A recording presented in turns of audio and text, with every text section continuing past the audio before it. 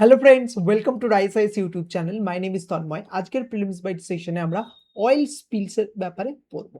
ঠিক আছে? আর এটা কেন পড়বো সেটা আমরা কনটেক্সটে দেখবো। আর কি আমরা এই আর্টিকেলে দেখবো। দেখো এই অয়েল স্পিলটা কি সেটা আমরা জানবো। তারপরে আমরা প্রাইমারি কজ কেন অয়েল স্পিল হয় সেটার ব্যাপারে পড়বো। তারপরে behaviour of oil in water. Oil কিভাবে ওয়াটারের সাথে ইন্টারেক্ট করে সেটা আমরা জানবো। Then will understand ecological and socio economic impact. ঠিক আছে? তারপরে আমাদের এটা দেখতে হবে যে দেখো অয়েল স্পিল কন্ট্রোল করার জন্য না national oil spill disaster contingency plan আছে। তো এই প্ল্যানের যে বেসিক ডিটেলস সেটা আমরা জেনে নেব। আর আমরা দেখব যে ইন্ডিয়ান কোস্ট গার্ড কিন্তু আইসিজে ইম্পর্টেন্ট রোল প্লে করে এই অয়েল স্পিল যখন রিলেটেড ইভেন্টকে মিটিগেট করার জন্য। ঠিক আছে? তো তার ব্যাপারে কিন্তু আমরা জানবো। ঠিক আছে? এরপর দেখো একটি প্রিলিমস এর প্র্যাকটিস এমসিকিউ আছে যেটা তোমাদের সলভ করতে হবে। করে কিন্তু আমাদের কমেন্ট সেকশনে কিন্তু আনসারটা দিতে হবে। ঠিক আছে? দেখতে পাচ্ছ তোমরা ছবিতে এরকম ভাবে কিন্তু দেখো সমুদ্রের তটে এরকম ভাবে কিন্তু অয়েল কিন্তু দেখা যায়। এটাকে কিন্তু অয়েল স্পিল বলে। ঠিক আছে? আর এটা কিন্তু এনভায়রনমেন্টের জন্য খুব ক্ষতিকারক। এবার কেন? আমরা সেটা জানবো। দেখো কিসের জন্য এটা নিউজে আছে? কনটেক্সট কি? কেরালা না রিসেন্টলি এখন তো কেরলাম আমরা এটা that is the right name of the state Kerala না কেরালাম। ঠিক আছে? এটা কি করেছে? Draft oil spill contingency plan. এই প্ল্যানটা কিন্তু সামনে নিয়ে এসছে। আর এর ফলে কিন্তু একটা প্রপার কিন্তু ফ্রেমওয়ার্ক দিয়েছে, যার সাহায্যে কিভাবে অয়েল স্পিল ট্যাকেল করা হবে সেটা কিন্তু বলছে। আর এটা এই প্ল্যানে এটা রিকগনাইজ করছে যে অয়েল স্পিল এর যে এনভায়রনমেন্টাল ইমপ্যাক্ট এটা কিন্তু huge. It's a environmental disaster. কারণ মেরিন ইকোসিস্টেমের উপর কিন্তু খুব নেগেটিভলি ইমপ্যাক্ট কিন্তু এই অয়েল স্পিল ফেলে। ঠিক আছে? এবার আমরা তো তার ব্যাপারে আরো ডিটেইলস এ জানবো। বাট সেটার আগে আমাদের যেটা জেনে নেওয়া সবথেকে বেশি ইম্পোর্টেন্ট যে অয়েল স্পিলটা কি? ঠিক আছে? দেখো অয়েল স্পিল ইস নাথিং মানে an oil spill is release of liquid petroleum. Release of liquid petroleum hydrocarbon into environment, specially marine environment. এই ছবিটা দেখে তোমরা বুঝতে পারছো। ভালো করে দেখো। এইটা কোস্ট আছে। ঠিক আছে? এই কোস্টের যে রিলেটেড এই সিতে কি হয়েছে? এই পার্টিকুলার যে ভেসেলসটা থাকে, সেই ভেসেলসটা থেকে অয়েল রিলিজ হয়ে এই পুরো ইকোসিস্টেমটাতে কিন্তু ছড়িয়ে গেছে। ঠিক আছে? এই মেরিন ইকোসিস্টেমটাতে কিন্তু ছড়িয়ে গেছে। তো তাই বলছে release of liquid petroleum hydrocarbon. আর লিকুইড পেট্রোলিয়াম হাইড্রোকার্বন কি? যে অয়েল। ঠিক আছে? Into environment specially marine. আর অয়েল স্পিল বেসিক্যালি কিন্তু মেইনলি হয় হিউম্যান অ্যাক্টিভিটিস এর জন্য। ঠিক আছে? আর প্রাইমারি কজ কি? First of all the accidental discharge হতে পারে। যে কোনো একটি ট্যাঙ্কার অ্যাক্সিডেন্টের পরে পড়লো, সেটা ট্যাঙ্কারটা অয়েল নিয়ে যাচ্ছিল প্রচুর। সেটা ব্রেক করে গেল, তো সেখান থেকে অয়েল স্পিল হতে পারে। তাছাড়া পাইপলাইন যেগুলো যায়, সেই সমস্ত পাইপলাইনের থেকে কোনো প্রবলেম হতে পারে। ঠিক আছে? বাট অ্যাক্সিডেন্টাল ডিসচার্জ ছাড়াও কিন্তু আছে অপারেশনাল ডিসচার্জ। এটা কিন্তু খুব মানে that it's a very illegal activity actually. কি হয় না? যে ইল্লিগাল ট্যাঙ্কার যারা আছে, ট্যাঙ্ক যেগুলো আছে সেগুলো কিন্তু এই ক্লিন করে।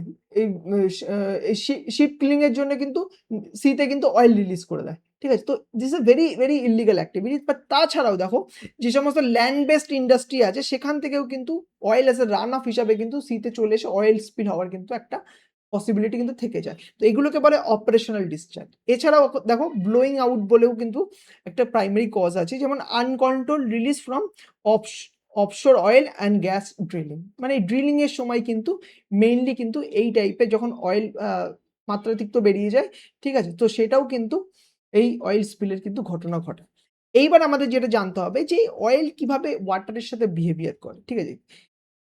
সেটা কিন্তু আমাদের বুঝতে হবে। দেখো ১ম এ যখন অয়েল চলে আসে না জলের উপর, ১ম এ তো স্প্রেড হয়ে যায়। অয়েল ইনিশিয়ালি স্প্রেড হয়ে না একটা থিন লেয়ার তৈরি করে। এই যে থিন লেয়ার তৈরি করে, এই লেয়ারটাকে বলা হচ্ছে অয়েল স্লিক। ঠিক আছে? এই থিন লেয়ার তৈরি করল। ঠিক আছে? তারপরে এই যে লাইট কম্পোনেন্ট অয়েলের, সেগুলো ইভাপোরেট করা শুরু করে। ঠিক আছে?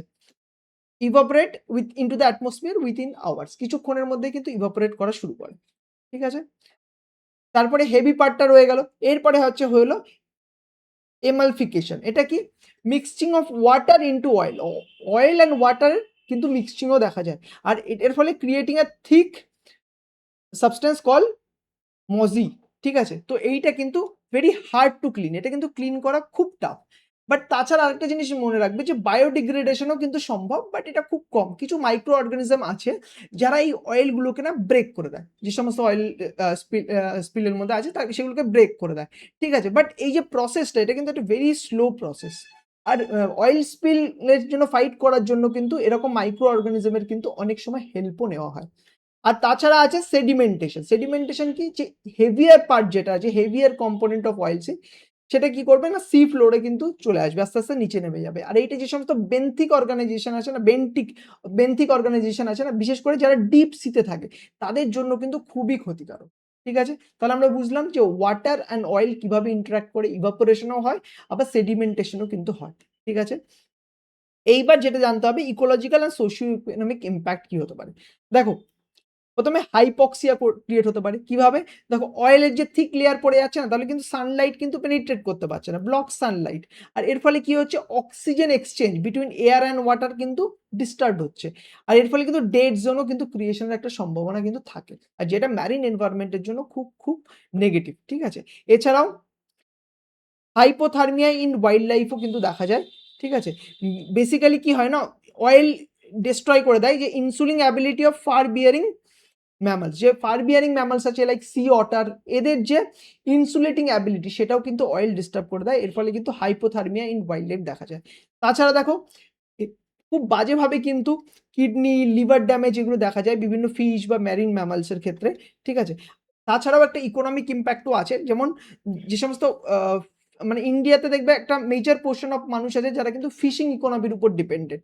তো তাদের কিন্তু খুব নেগেটিভলি ইফেক্ট হয়। কারণ কি, কিসের জন্য? দেখো, ফিশের যে স্টক আছে সেটা কিন্তু এই অয়েল স্পিলের ফলে কিন্তু ডিগ্রেড করে। ঠিক আছে?